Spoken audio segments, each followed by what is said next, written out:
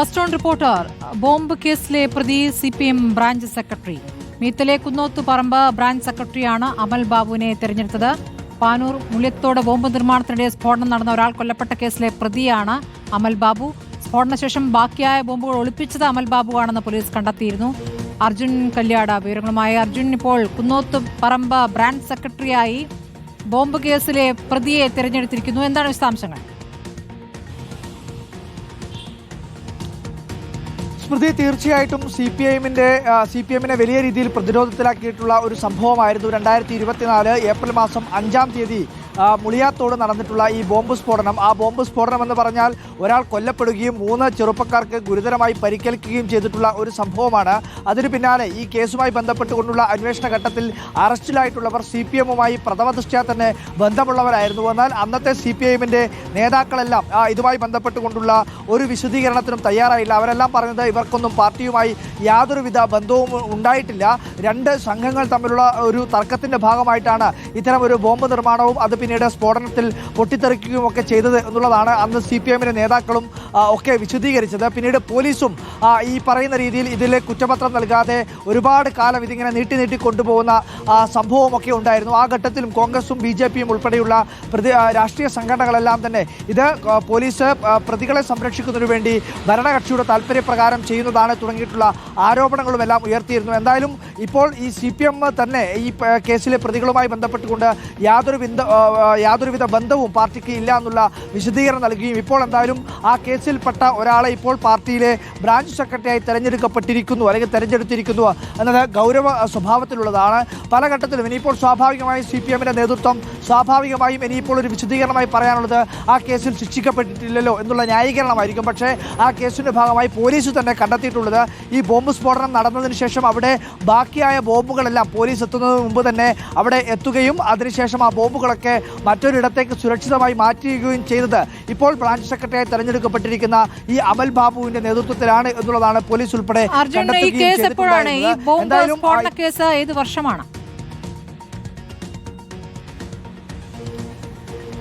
2024 സ്മൃതി. 2024 April മാസം 5-ാം തീയതിയാണ് ലോക്സഭാ തെരഞ്ഞെടുപ്പിന്റെ ആ ഘട്ടങ്ങളിൽ അതിന് തൊട്ട് മുന്നോടിയായാണ് ഈ ഒരു സംഭവം നടക്കുന്നത്. ആ ഘട്ടത്തിൽ CPM-നെ വലിയ രീതിയിൽ പ്രതിരോധത്തിലാക്കിയാണ് വലിയ ചർച്ചയായതാണ്. ഷെറിൽ എന്ന് പറയുന്ന ഒരു ചെറുപ്പക്കാരൻ മരിക്കാനിടയായ ഒരു സംഭവമാണ്. വിനീഷ് തുടങ്ങിയിട്ടുള്ള 3 ചെറുപ്പക്കാരുടെ കൈപ്പത്തി ഉൾപ്പെടെ അറ്റുപോവുകയും ഗുരുതരമായ രീതിയിൽ പരിക്കേൽക്കുകയും ഒക്കെ ചെയ്ത് ഏറെ നാൾ ആശുപത്രിയിൽ കഴിയുന്ന ഒരു സംഭവം കൂടിയാണ്. ഒരുപാട് ദിവസം നമ്മൾ ഉൾപ്പെടെ ചർച്ച ചെയ്യപ്പെട്ട ഒരു സംഭവം കൂടിയാണ്. ആ ഘട്ടത്തിൽ തന്നെ ഇതുമായി ബന്ധപ്പെട്ടുകൊണ്ട് പാർട്ടി ഈ പറയുന്ന പ്രതികൾക്കൊന്നും തന്നെ പാർട്ടി ബന്ധമില്ല എന്നുള്ള കാര്യം പറയുകയും പക്ഷേ പിന്നീട് അവർ ബ്രാഞ്ച് സെക്രട്ടറിയും DYFIയുടെ യൂണിറ്റ് സെക്രട്ടറിയും വിവിധ ചുമതലകൾ വഹിക്കുകയും റെഡ് വളണ്ടിയർ സേനയുടെ ക്യാപ്റ്റന്മാരായി പ്രവർത്തിക്കുകയും ഒക്കെ ചെയ്ത കാര്യങ്ങൾ വാർത്തയായി വരികയും ചെയ്തതാണ്. ഈ ഷെറിൽ എന്ന് പറയുന്ന ചെറുപ്പക്കാരൻ മരണപ്പെടാനിടയായ സംഭവത്തിന് ശേഷം അതിൻ്റെ ഈ പറയുന്ന ശവസംസ്കാര ചടങ്ങിൽ ഉൾപ്പെടെ CPM-ന്റെ വളരെ പ്രധാനപ്പെട്ട നേതാക്കൾ തന്നെ പങ്കെടുക്കുകയും അതിന് എല്ലാവിധ നേതൃത്വവും നൽകുന്ന കാഴ്ചയും ദൃശ്യങ്ങൾ സഹിതം റിപ്പോർട്ടർ വാർത്തയാക്കിയതുമാണ്. ഇപ്പോൾ 1 വർഷത്തിന് ശേഷം ഇപ്പോൾ വീണ്ടും ഈ കേസിൽപ്പെട്ട ഒരു പ്രതിയെ 15 പ്രതികളാണ് ഈ കേസിലുള്ളത്. അതിൽ ഈ കുറ്റകൃത്യത്തിൽ നേരിട്ട് പങ്കെടുത്തു എന്ന് പോലീസ് തന്നെ കണ്ടെത്തിയിട്ടുള്ള ഒരാളാണ് ഇപ്പോൾ അമൽ ബാബു. അമൽ ബാബുവിനാണ് ബ്രാഞ്ച് സെക്രട്ടറിയായി ഇപ്പോൾ CPM തെരഞ്ഞെടുത്തിരിക്കുന്നത്. എന്തായാലും ഗൗരവ സ്വഭാവത്തിലുള്ളതാണ്. നേരത്തെ CPM നടത്തിയിട്ടുള്ള എല്ലാ ന്യായീകരണങ്ങളും പൊളിഞ്ഞു പോകുന്നതാണ് ഇപ്പോൾ അമൽ ബാബുവിനെ CPM-ന്റെ ബ്രാഞ്ച് സെക്രട്ടറിയായി തെരഞ്ഞെടുത്തതിലൂടെ വ്യക്തമാവുന്നത്. ആ ഘട്ടത്തിൽ തന്നെ അമൽ ബാബു അവിടെ DYFIയുടെ മീത്തലെ കുന്നോത്ത് പറമ്പ് യൂണിറ്റ് സെക്രട്ടറിയായി പ്രവർത്തിക്കുകയായിരുന്നു. DYFIയുടെ നേതാക്കൾ ഉൾപ്പെടെ ആ ഘട്ടത്തിൽ പറഞ്ഞത് അമൽ ബാബുവിന് DYFIയുമായി ബന്ധമില്ല എന്നുള്ളതാണ്. എന്നാൽ അതിനുശേഷം ഇതുമായി ബന്ധപ്പെട്ടുകൊണ്ടുള്ള യൂണിറ്റ് സെക്രട്ടറിയായി തെരഞ്ഞെടുത്ത സമയത്തുള്ള പോസ്റ്ററുകൾ, അതുമായി ബന്ധപ്പെട്ടുകൊണ്ട് ഈ പാർട്ടിയുടെ സമ്മേളനങ്ങളിൽ ഉൾപ്പെടെ റെഡ് വളണ്ടിയർ സേനയുടെ ക്യാപ്റ്റനായി പങ്കെടുക്കുന്ന വീഡിയോ ദൃശ്യങ്ങൾ, അങ്ങനെ നിരവധിയായിട്ടുള്ള തെളിവുകൾ ആ ഘട്ടത്തിൽ തന്നെ പുറത്തു വരികയും ചെയ്തതാണ്. ആ ഘട്ടത്തിൽ തന്നെ ന്യായീകരണം ഏറെക്കുറെ പൊളിഞ്ഞു പോയതാണ് എങ്കിൽ കൂടിയും CPM നേതൃത്വം പാർട്ടിയുമായി ബന്ധമില്ല എന്നുള്ള ഒരേ ഒരു നിലപാടിൽ തന്നെ ഉറച്ചു നിൽക്കുകയായിരുന്നു. പാർട്ടിയുമായി ഈ പ്രതികൾക്ക് ബന്ധമില്ല, ബോംബ് നിർമ്മാണം നടത്തിയത് പാർട്ടിയുടെ അറിവോടുകൂടിയോ അല്ലെങ്കിൽ പാർട്ടിയുടെ ഏതെങ്കിലും തരത്തിലുള്ള ഒത്താശയോടുകൂടിയോ അല്ല, കർശനമായ നടപടി സ്വീകരിക്കണം എന്നെല്ലാം പോലീസിന് ആ ഘട്ടത്തിൽ പ്രതികരണമായി CPM-ന്റെ വളരെ പ്രധാനപ്പെട്ട നേതാക്കൾ തന്നെ പ്രതികരണമായി നൽകിയിരുന്നു. പോലീസിന് അല്ലെങ്കിൽ പോലീസിനോടും അത്തരം ആവശ്യങ്ങളെല്ലാം CPM നേതൃത്വം മുന്നോട്ട് വെച്ചതുമാണ്. പക്ഷേ പോലീസ് ഈ കേസിൽ കുറ്റപത്രം നൽകാൻ തന്നെ ഒരുപാട് കാലം എടുത്തു എന്നത് തന്നെ വലിയ വിമർശനത്തിന് ഇടയാക്കിയിരുന്നു. ആ കേസിൽപ്പെട്ട വലിയ വിവാദമായിട്ടുള്ള വലിയ CPM-നെ പ്രതിരോധത്തിലാക്കിയിട്ടുള്ള 2024 നടന്ന ലോക്സഭാ തെരഞ്ഞെടുപ്പിന് തൊട്ടു മുൻപേ നടന്നിട്ടുള്ള ഒരു സ്ഫോടനം എന്ന രീതിയിൽ വലിയ ചർച്ചയായി മാറിയിട്ടുള്ള ഷാഫി പറമ്പിലും KK രമ MLA ഉൾപ്പെടെയുള്ള കോൺഗ്രസിന്റെ നേതാക്കൾ അവിടെ സമാധാന യാത്ര ഉൾപ്പെടെ നടത്തി വലിയ രീതിയിൽ ചർച്ചയായിട്ടുള്ള ഒരു കേസിൽ പ്രതിയായിട്ടുള്ള ഒരു വ്യക്തിയാണ് ഇപ്പോൾ CPM-ന്റെ ബ്രാഞ്ച് സെക്രട്ടറിയായി വീണ്ടും അല്ലെങ്കിൽ ക്ഷമിക്കണം ബ്രാഞ്ച് സെക്രട്ടറിയായി തെരഞ്ഞെടുക്കപ്പെട്ടിരിക്കുന്നത്. ഗൗരവ സ്വഭാവത്തിലുള്ള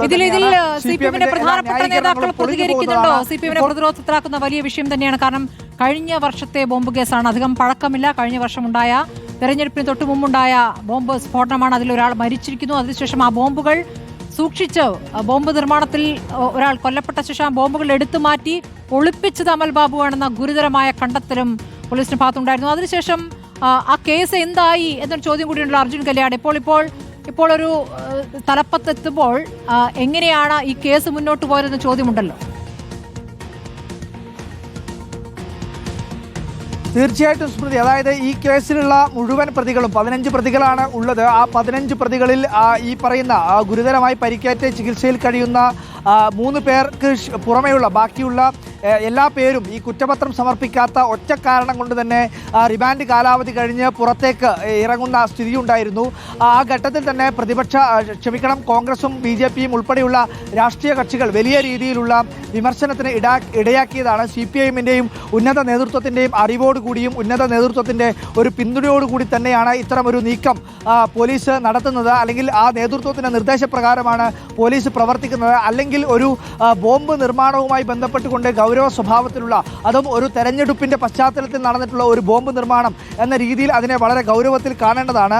അപ്പോൾ അത്രയും ഗൗരവമായിട്ടുള്ള ഒരു കേസിൽ കുറ്റപത്രം നൽകാതെ പോലീസിന്റെ നടപടി വിമർശന വിധേയമായതാണ്. ആ ഘട്ടത്തിൽ തന്നെ CPM നേതാക്കളുടെ പിന്തുണ, CPM നേതാക്കളുടെ പോലീസിലുള്ള ഇടപെടലെല്ലാം തന്നെ രാഷ്ട്രീയ കക്ഷികൾ ചോദ്യം ചെയ്തതാണ്. ആ ഘട്ടത്തിൽ തന്നെ അത് ഏറെക്കുറെ തെളിഞ്ഞതുമാണ്. പക്ഷേ CPM നേതൃത്വം ആദ്യഘട്ടം മുതൽ തന്നെ പറഞ്ഞിരുന്നത് ഇങ്ങനെയൊരു രാഷ്ട്രീയ ബന്ധം ഈ പ്രതികൾക്ക് ഇല്ല എന്നുള്ളതായിരുന്നു.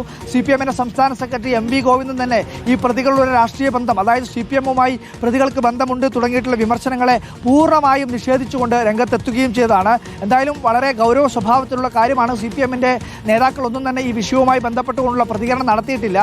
നേരത്തെ അവിടെ പ്രവർത്തിക്കുകയായിരുന്ന ബ്രാഞ്ച് സെക്രട്ടറി മറ്റ് ചില കാരണങ്ങൾ കൊണ്ട് മാറുന്ന ഘട്ടത്തിലാണ് ഈ അമൽ ബാബുവിനെ ബ്രാഞ്ച് സെക്രട്ടറി ആക്കിയത് എന്നുള്ളതാണ് പ്രത്യേകിച്ച് കണ്ണൂർ നേതൃത്വത്തിന്റെ പ്രതികരണമാണ് ഇതിൽ വേണ്ടത്. അർജുൻ കല്യാടാണ് പ്രധാനപ്പെട്ട വാർത്തയുടെ വിശദാംശങ്ങൾ നൽകിയത്.